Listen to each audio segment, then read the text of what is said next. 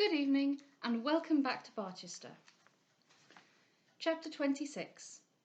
Mrs. Proudie wrestles and gets a fall. It was hardly an hour since Mrs. Proudie had left her husband's apartment victorious, and yet so indomitable was her courage that she now returned thither panting for another combat. She was greatly angry with what she thought was his duplicity. He had so clearly given her a promise on this matter of the hospital. He had been already so absolutely vanquished on that point. Mrs. Proudie began to feel that if every affair was to be thus discussed and battled about twice and even thrice, the work of the diocese would be too much even for her. Without knocking at the door, she walked quickly into her husband's room and found him seated at his office table, with Mr. Slope opposite to him. Between his fingers was the very note which he had written to the Archbishop in her presence, and it was open. Yes, he had absolutely violated the seal which had been made sacred by her approval. They were sitting in deep conclave, and it was too clear that the purport of the Archbishop's invitation had been absolutely canvassed again, after it had already been decided and debated on in obedience to her behests. Mr. Slope rose from his chair and bowed slightly. The two opposing spirits looked each other fully at the face, and they knew that they were looking each other at an enemy. "What is this, Bishop, about Mr. Quiverful?" said she, coming to the end of the table and standing there. Mr. Slope did not allow the Bishop to answer, but replied himself. "I have been out to Puddingdale this morning, ma'am, and have seen Mr. Quiverful. Mr. Quiverful has abandoned his claim to the hospital, because he is now aware that Mr. Harding is desirous to fill his old place. Under these circumstances, I have strongly advised his lordship to nominate Mr. Harding." "Mr. Quiverful has not abandoned anything," said the lady, with a very imperious voice.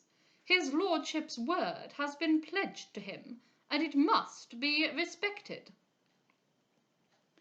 The bishop still remained silent.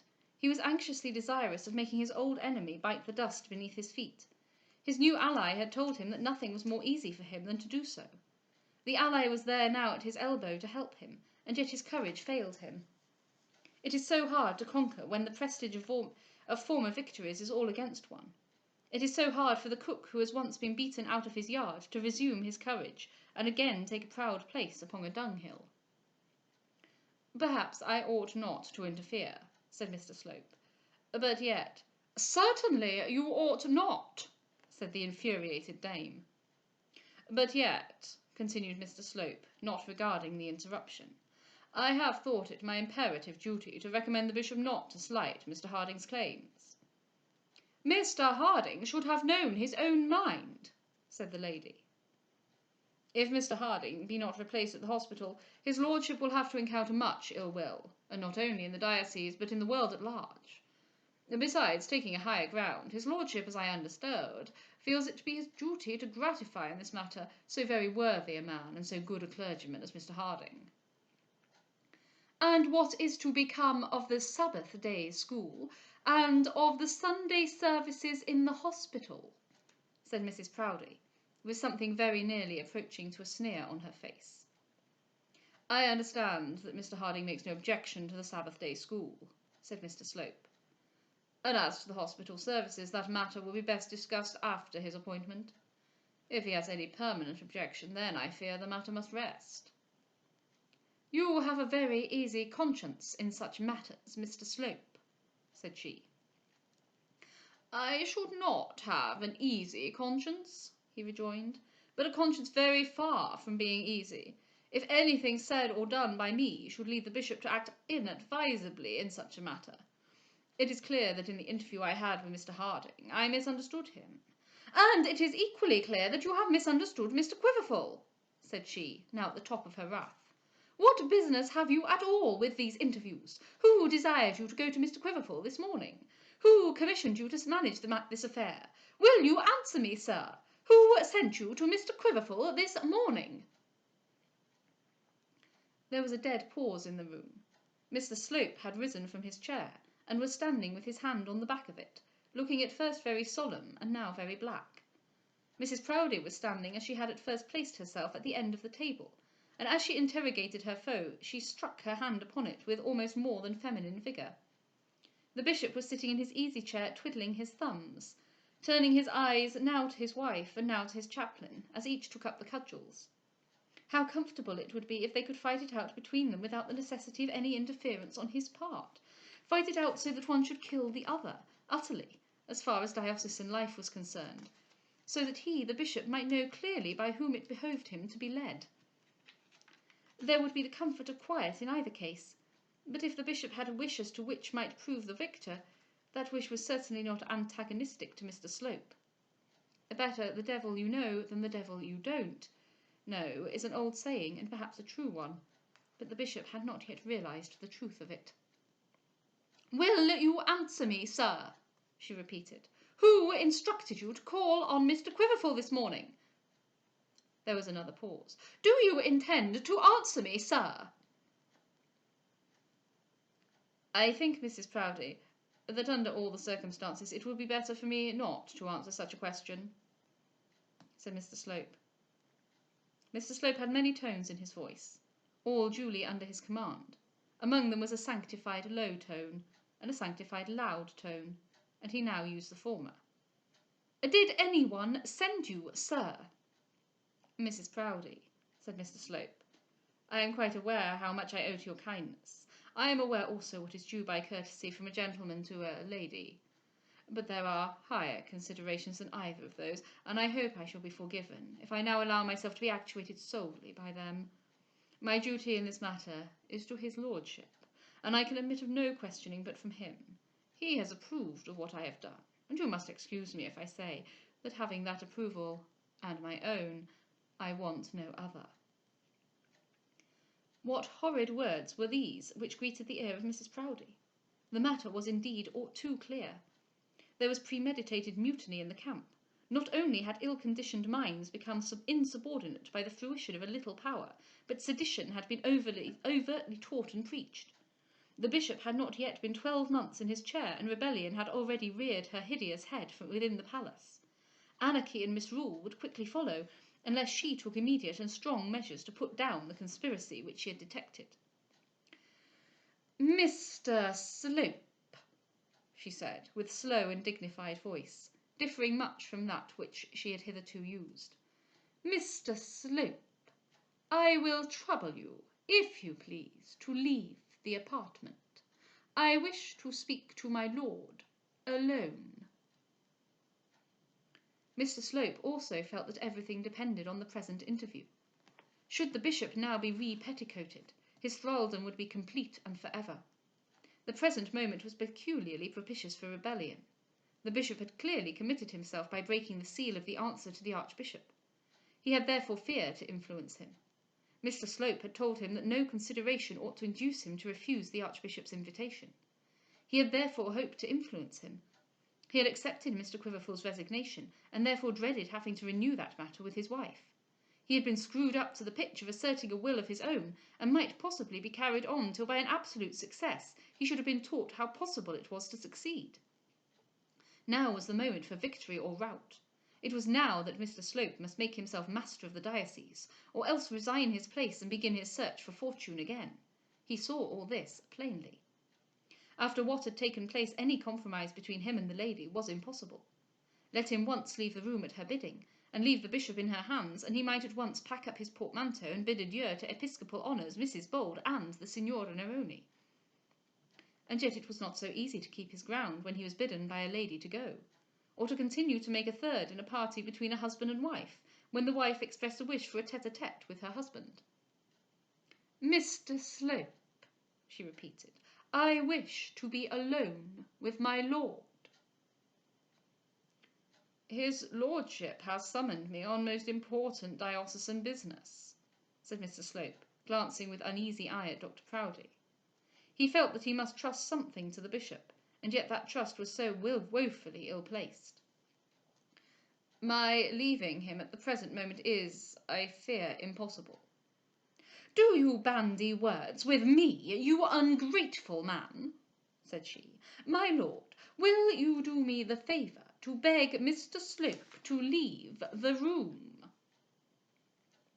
My lord scratched his head, but for the moment said nothing. This was as much as Mr. Slope expected from him, and was on the whole for him an active exercise of marital rights. "My lord," said the lady, "is Mr. Slope to leave this room, or am I?" Here Mrs. Proudie made a false step. She should not have alluded to the possibility of retreat on her part. She should not have expressed the idea that her order for Mr. Slope's expulsion could be treated otherwise than by immediate obedience. In answer to such a question, the bishop naturally said in his own mind that as it was necessary that one should leave the room, perhaps it might be as well that Mrs. Proudie did so. He did say so in his own mind, but externally he again scratched his head and again twiddled his thumbs. Mrs. Proudie was boiling over with wrath. Alas, alas, could she have but kept her temper as her enemy did, she would have conquered as she had ever conquered. But divine anger got the better of her, as it has done of other heroines, and she fell. "My lord," said she, "am I to be vouchsafed an answer, or am I not?" At last he broke his deep silence, and proclaimed himself a Slopeite. "Why, my dear," said he, "Mr. Slope and I are very busy." That was all. There was nothing more necessary. He had gone to the battlefield, stood the dust and heat of the day, encountered the fury of the foe, and won the victory. How easy is success to those who will only be true to themselves!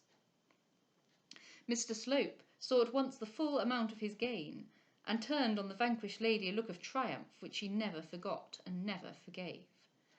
Here he was wrong. He should have looked humbly at her, and with meek entreating eye have deprecated her anger. He should have said by his glance that he asked pardon for his success, and that he hoped forgiveness for the stand which he had been forced to make in the cause of duty. So might he perchance have somewhat mollified that imperious bosom, and prepared the way for future terms. But Mr. Slope meant to rule without terms. Ah, forgetful, inexperienced man! Can you cause that little trembling victim to be divorced from the woman that possesses him? Can you provide that they shall be separated at bed and board?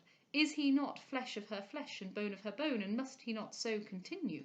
It is very well now for you to stand your ground and triumph as she is driven ignominiously from the room, but can you be present when those curtains are drawn, when that awful helmet of proof has been tied beneath the chin, when the small remnants of the bishop's prowess shall be cowed by the tassel above his head? Can you then intrude yourself when the wife wishes to speak to my lord alone? But for the moment Mr. Slope's triumph was complete, for Mrs. Proudie without further parley left the room, and did not forget to shut the door after her.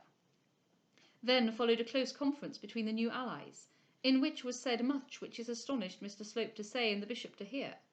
And yet the one said it and the other heard it without ill will. There was no mincing of matters now. The chaplain plainly told the bishop that the world gave him credit for being under the governance of his wife, that his credit and character in the diocese were suffering, that he would surely get himself into hot water if he allowed Mrs. Proudie to interfere in matters which were not suitable for a woman's powers, and in fact that it would become contemptible if he did not throw off the yoke under which he groaned. The bishop at first hummed and hawed and affected to deny the truth of what was said, but his denial was not stout and quickly broke down. He soon admitted by silence his state of vassalage, and pledged himself, with Mr. Slope's assistance, to change his courses. Mr. Slope also did not make out a bad case for himself.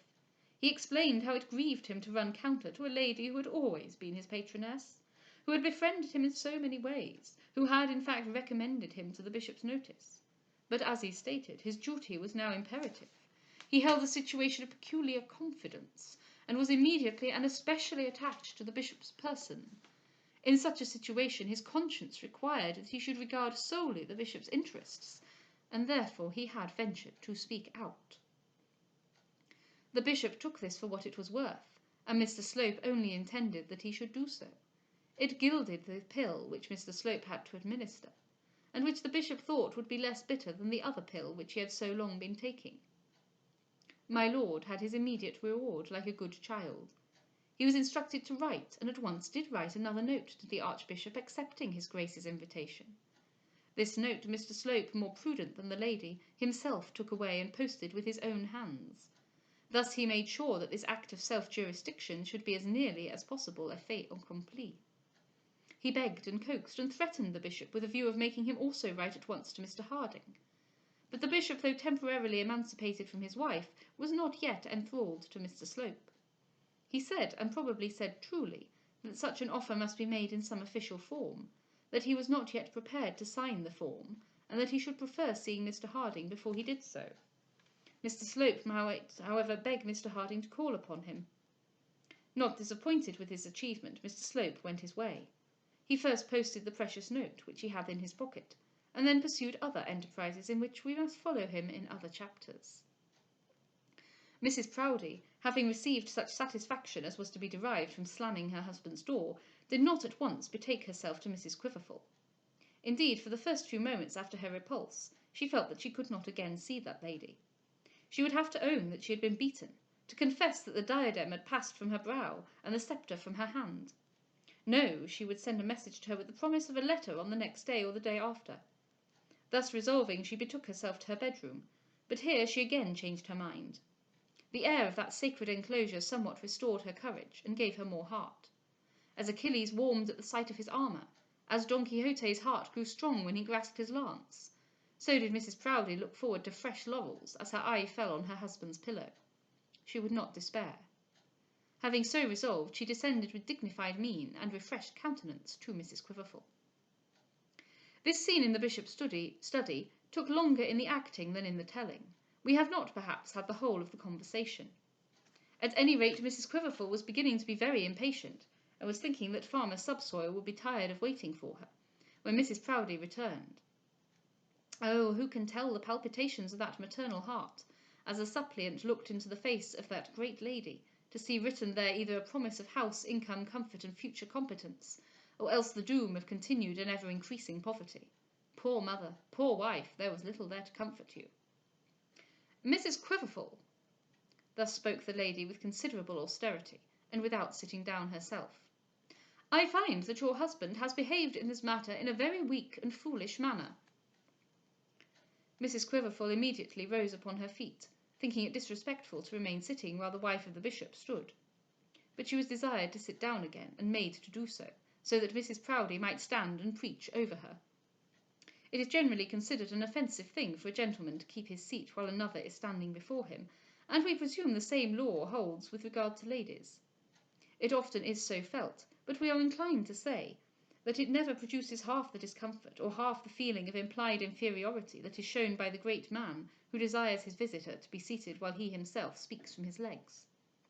Such a solecism in good breeding, when construed into English, means this: the accepted rules of courtesy in the world require that I should offer you a seat. If I did not do so, you would bring a charge against me in the world of being arrogant and ill-mannered. I will obey the world, but nevertheless I will not put myself on an equality with you. You may sit down, but I won't sit with you. Sit, therefore, at my bidding, and I'll stand and talk at you. This was just what Mrs. Proudie meant to say, and Mrs. Quiverful, though she was too anxious and too flurried thus to translate the full meaning of the manoeuvre, did not fail to feel its effect. She was cowed and uncomfortable, and a second time essayed to rise from her chair. Pray be seated, Mrs. Quiverful, pray keep your seat. Your husband, I say, has been most weak and most foolish. It is impossible, Mrs. Quiverful, to help people who will not help themselves. I much fear that I can do nothing now for you in this matter. Oh, Mrs. Proudie, don't say so, said the poor woman, again jumping up. Pray be seated, Mrs. Quiverful. I much fear that I can do nothing further for you in this matter. Your husband has, in a most unaccountable manner, taken upon himself to resign that which I was empowered to offer him. As a matter of course, the bishop expects his clergy shall know their own minds. What he may ultimately do, what we may finally decide on doing, I cannot now say. Knowing the extent of your family— 14 children, Mrs. Proudie, 14 of them, and barely bred. It's hard for the children of a clergyman. It's hard for one who has always done his duty respectably. Not a word fell from her about herself, but the tears came streaming down her big coarse cheeks, on which the dust of the August road had left its traces. Mrs. Proudie has not been portrayed in these pages as an agreeable or an amiable lady. There has been no intention to impress the reader much in her favour. It is ordained that all novels should have a male and a female angel, and a male and a female devil. If it be considered that this rule is obeyed in these pages, the latter character must be supposed to have fallen to the lot of Mrs. Proudie. But she was not all devil. There was a heart inside that stiff-ribbed bodice, though not, perhaps, of large dimensions, and certainly not easily accessible. Mrs. Quiverful, however, did gain access, and Mrs. Proudie proved herself a woman. Whether it was the 14 children, with their probable bare bread and their possible bare backs, or the respectability of the father's work, or the mingled dust and tears on the mother's face, we will not pretend to say, but Mrs. Proudie was touched. She did not show it as other women might have done. She did not give Mrs. Quiverful eau de cologne, or order her a glass of wine. She did not take her to her toilet table, and offer her the use of brushes and combs, towels and water.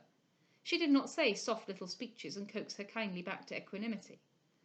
Mrs. Quiverful, despite her rough appearance, would have been as amenable to such little tender cares as any lady in the land, but none such were forthcoming.